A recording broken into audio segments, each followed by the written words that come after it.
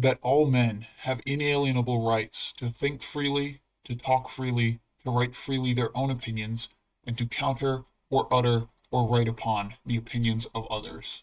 This is from the Creed of the Church of Scientology.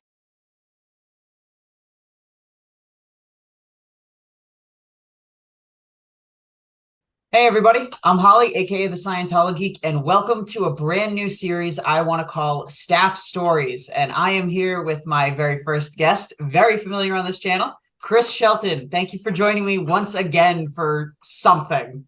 Yeah, you bet, man. Not a problem. I love chatting, talking, spreading the word, whatever. So, like I said when we first started this call, I have no idea where you want to begin, but you know what? Let's just say a story from the EPF, if you have any. Okay, cool. Yeah, I'll tell you a story from the EPF. I'll tell you, or RPF. I'm sorry, did you say EPF? Either one, doesn't matter. Okay, all right, cool.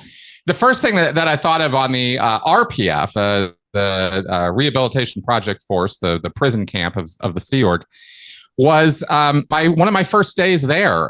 There's a hazing process that happens as bad as the Sea Org is, and as bad as the RPF is, and as bad as everybody feels about it, and as like degraded and awful as the experience is, they still haze you too.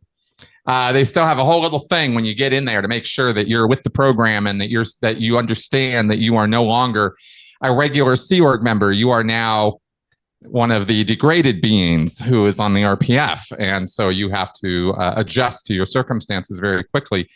And I had a real hard time with that. That was probably some of the hardest days I ever had in my entire life, was the first month of the RPF, because you're going from a Sea Org bad existence to an RPF truly terrible existence, where you just don't have any free will or time or energy or anything to do anything for yourself. It's all focused on getting through this prison program, and you know when you get there that you're gonna be there for years. It's not a weeks or a months long thing. You're gonna be there for a while. And the first day or two that I was there, we were out doing hard physical labor, which is the majority of your day is spent doing running around. You have to run everywhere, and if you don't run fast enough or you don't get your jobs done, then it's drop and give me 20 and that kind of thing. And there's a lot of punishments, and they get you up to speed real fast. You know, it's called take a lap. Take a lap, right? You backflash, take a lap, or you gave an inappropriate response, take a lap, or you didn't get this job done on time, take a lap. And that would involve running around the block or dropping more often and doing 20 push-ups or something like that right there on the spot. And if you're, somebody who needs reminders, then maybe you have to do that a few times before you finally settle into the routine. But the thing that really drove me crazy the first couple of days was as crazy as all this work is that they're giving you, they actually dump even more on you. I was setting up, we were all outside on this black tar parking lot of the Los Angeles organization in the middle of the summer. So it's burning hot, probably about 105 degrees outside. And we are carrying plastic folding chairs, and we're setting them up for the stage, in front of the stage, because we're doing all the setup for this event. And so we got to put all the chairs out in this parking lot. And RPFers will take 3 or 4 double stacks right on their shoulders, or carry them in a big thing or something. And this is something I had not done before. So they're like, okay, hold out your arms, right? And I'm thinking I'm going to get 3 or 4 chairs, and they dump like 8. Here you go, right? And these are these folding metal chairs. And one of them isn't that heavy. 2 of them isn't that bad. 3 is getting there. 8 is a lot. And then they throw a few more on top. And I'm like, dude, and they're just laughing, get going, man, get going.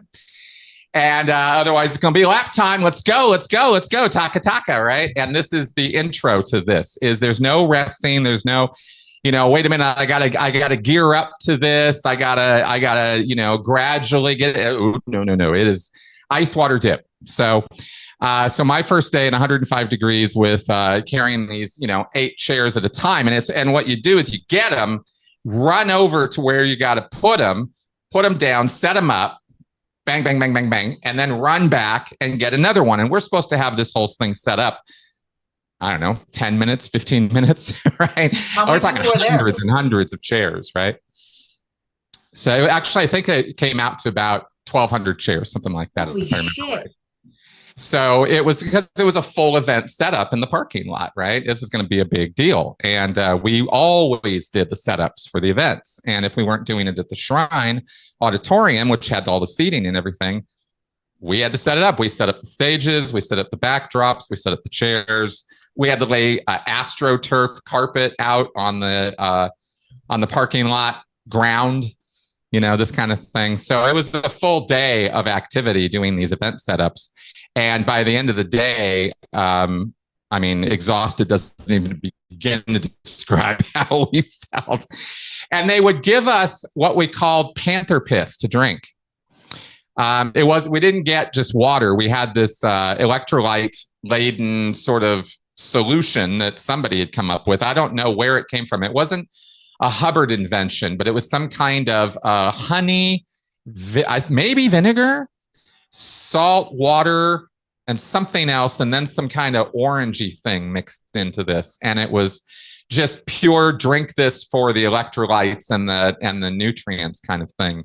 And that was what we were given to drink at the end of the day. But that was at the end of the day. Up until then, there wasn't a whole lot of that available, you know. It was supposed to be made available to us, but it often wasn't. So just a little window into, you know, the first couple days of my prison program. I was going to say, were there any other hazing tactics that come to mind?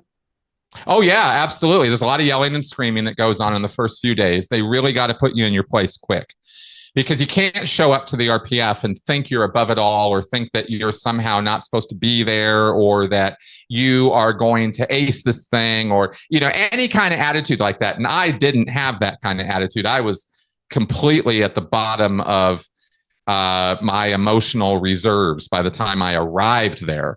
So I was already pretty bad off. In fact, I mean, if I'm really being honest, I was, you know, contemplating self-harm. And so that the first few weeks were not any kind of pleasant experience for me, but they want to break you right away. They don't want to mess around with that, right? They need you like working, and they don't want to have to deal with any attitude from you. So this sort of informal hazing thing just sort of developed on its own there. It's not like it's a policy point to do this, but the group did it. And there was some pushing around a little bit too, but mostly it was a lot of just in your face. I'm talking like kind of drill sergeant kind of thing, like really in your face, you know? So yeah, that's kind of how it went.